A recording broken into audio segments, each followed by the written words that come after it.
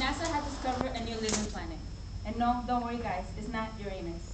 Now, most of us enjoy watching movies that involve space-like creatures. For example, we enjoy watching E.T., Star Wars movies, Superman, and of course it has to be Wall-E. Now, believe it or not, Wall-E is probably the closest movie that relates to us humans. For example, the humans had to leave planet Earth because of how the environment was. We might not be leaving planet Earth yet, but we are definitely destroying our planet. Now, also, if you guys notice that, believe it or not, most of us don't even realize, are not even realizing it, and that's the sad part. On April 14 of 2008, Popular Science launched an article that talked about the existence of a new planet. Now, this article really brought us hope because there's a chance that we might not be alone in this universe. However, we all know that we are destroying our own planet, causing global warming. According to the NRGC.org, which stands for the Natural Resource Council, they launched an article that was published on October 18 of 2008. It says that America is the largest source of global warming pollution in the whole world. Now, with this being said, sooner or later, obviously our planet is not going to have the habit of its own, and the human race will be in danger. Therefore, it is very important to think about a place where our future generation can start off fresh. That is why the new planet that was found is called Kepler 22b, which might be the new salvation for the human race. So today, I will talk to you about what really consists of a planet. I will also talk to you about a little history about Earth and what is happening to it. And lastly, I will tell you about the planet that was found. So let me start off by telling you about the planets and what really consists of. So there are many planets in the universe, but according to the Gale Encyclopedia of Science, in a book published in 2008 called Planet, a planet is any major object that orbits around the star. For example, our solar system is composed of 9 planets, and that the sun is the one that's in the middle, which they all orbit around it. Now, the sun provides light to these planets, and of course, in our planet Earth, we need light in order for life existence.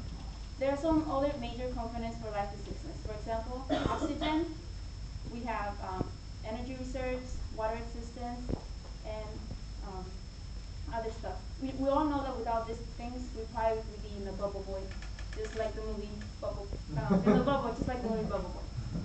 So now that I told you about this planet and what consists of it, I think it's time for me to talk to you about Earth and what is really happening to it. Earth has changed throughout time. According to National Geographic, in December 2008, it says that Earth really began as a really hot planet and began cooling down. Continents began forming, and ta-da, life emerged.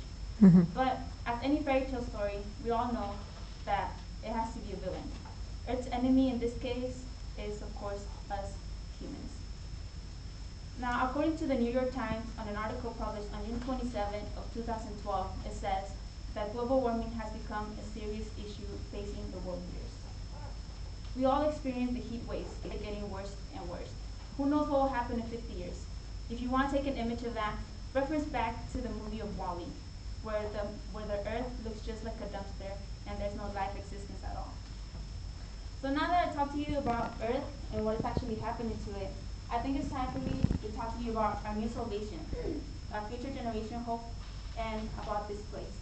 I see a place where we can start off fresh, or where our future generation can no longer make the same mistakes that we did.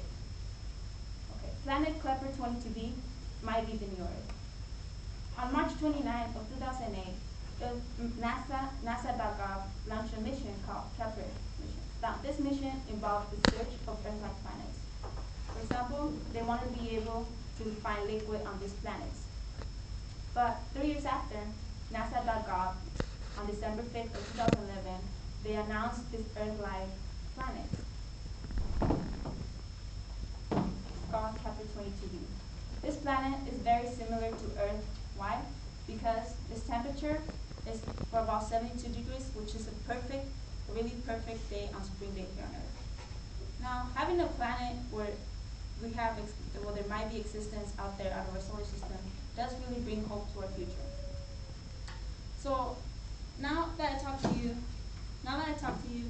about different components of a planet, of what is happening to Earth, and about this new planet that is being talked about, now you will be more aware of what will happen in the future.